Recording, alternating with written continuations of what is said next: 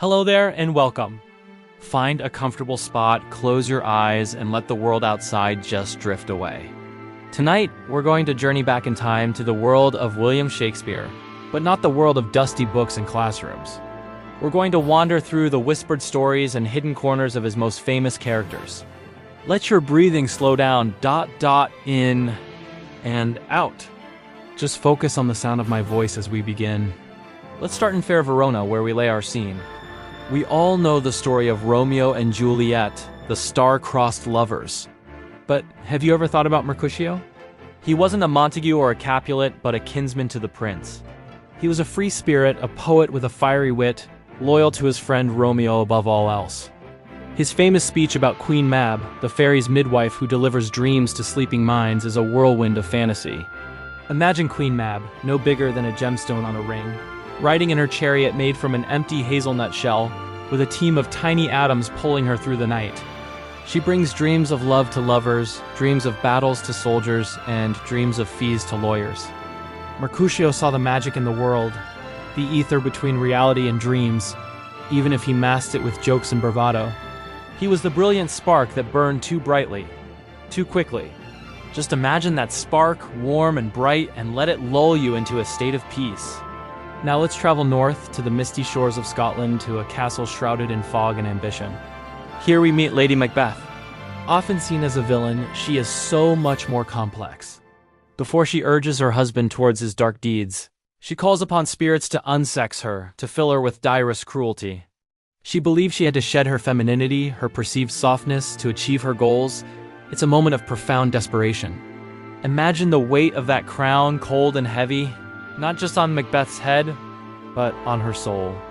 She thought she was strong enough to bear it, but the guilt, like a persistent stain, slowly consumed her. She began sleepwalking, trying to wash away the imaginary blood from her hands, a damned spot that would never fade. It's a sad reminder that our actions have consequences that can haunt our waking moments and our sleeping ones. Let the thought of that gentle washing motion soothe you. A gentle rhythmic cleansing, washing away your worries for the day.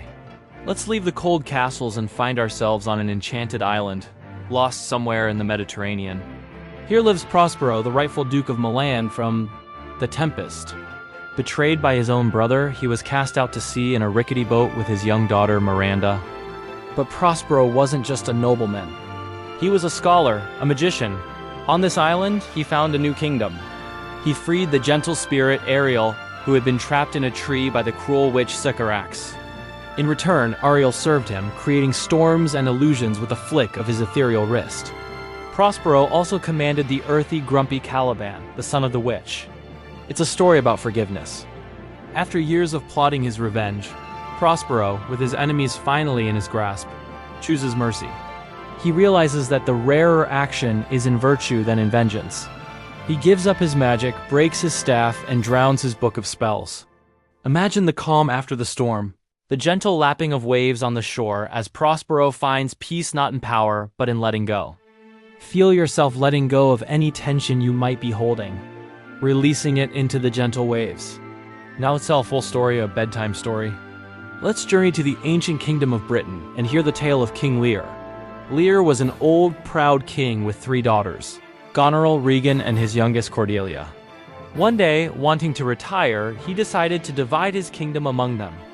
But first, he asked each of them to declare how much they loved him. Goneril and Regan, who were greedy and cunning, gave grand, flattering speeches, professing a love deeper than words could say. Lear was delighted. But when he turned to Cordelia, his favorite, she simply said, "I love your majesty according to my bond." No more nor less. She loved him as a daughter should, honestly and truly, and couldn't cheapen that love with empty words. Lear, in his foolish pride, flew into a rage. He disinherited Cordelia and banished her, dividing his kingdom between her 2 wicked sisters. The King of France, however, saw Cordelia's true worth and married her despite her having no dowry. Lear, now powerless, went to live with Goneril and Regan, but they quickly showed their true colors. They treated him with contempt, chipped away at his dignity, and stripped him of his knights and his authority. Heartbroken and cast out by the very daughters he had rewarded, Lear wandered into a wild storm, a storm that mirrored the tempest in his own mind. He was accompanied only by his loyal court jester and the disguised Earl of Kent in his madness on the heath. Exposed to the raw, harsh elements, Lear began to see clearly for the first time. He understood the plight of the poor and homeless, and he realized the foolishness of his vanity. Meanwhile, Cordelia, now Queen of France, heard of her father's suffering and led an army to Britain to save him.